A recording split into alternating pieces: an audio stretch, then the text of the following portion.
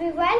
Today, my name is Jeeval from 5th Cygnus, and today I'm going to tell you a few yoga poses for the day, Yoga International Day, that is celebrated every year on 21st of June. So the first pose is tree pose.